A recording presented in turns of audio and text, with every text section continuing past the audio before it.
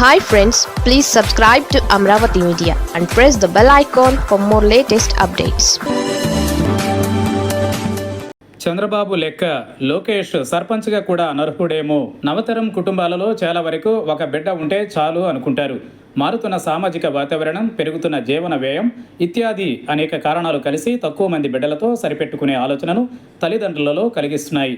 ప్రపంచమంతా కూడా జనాభా నియంత్రణ గురించి ప్రత్యేకంగా పనిచేస్తున్న సంగతి కూడా మనకు తెలుసు. ఇలాంటి నేపథ్యంలో ఏపీ ముఖ్యమంత్రి చంద్రబాబు నాయుడు మాత్రం చాలా కాలంగా ఎక్కువ మంది పిల్లలు ఉండాలని ఆలోచనను ప్రోత్సహిస్తున్నారు. రాష్ట్రంలో ప్రజలందరూ ఎక్కువ మంది పిల్లలను కనాలని చంద్రబాబు నాయుడు చాలా కాలంగా ఉద్బోధ చేస్తున్నారు. మన దేశంలో వృద్ధుల సంఖ్య పెరిగిపోతుందని, కొన్ని తరాలుగా తక్కువ మంది పిల్లలను కంటూ పోవడం వలన యువతరం సంఖ్య తగ్గుతుందని చంద్రబాబు అంటున్నారు.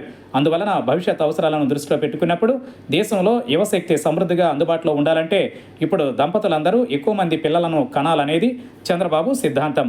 అందుకోసమే అన్నట్లుగా సర్పంచ్గా పోటీ చేసే వ్యక్తికి 3 పిల్లలు ఉంటే అనర్హత నిబంధనను తొలగించినట్లుగా చంద్రబాబు నాయుడు చెబుతున్నారు.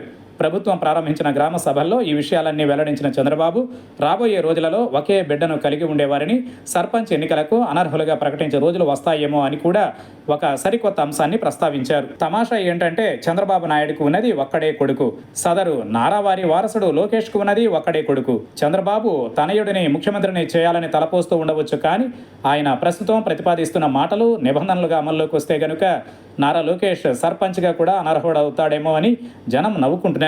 దేశంలో జనాభా పెంచే ఉద్దేశంతో చంద్రబాబు నాయుడు ముందు ఎక్కువ మంది పిల్లల్ని కనేవారికి ఇన్సెంటివ్లను కూడా ప్రకటిస్తాడేమో అని జనం జోకులు వేసుకుంటున్నారు.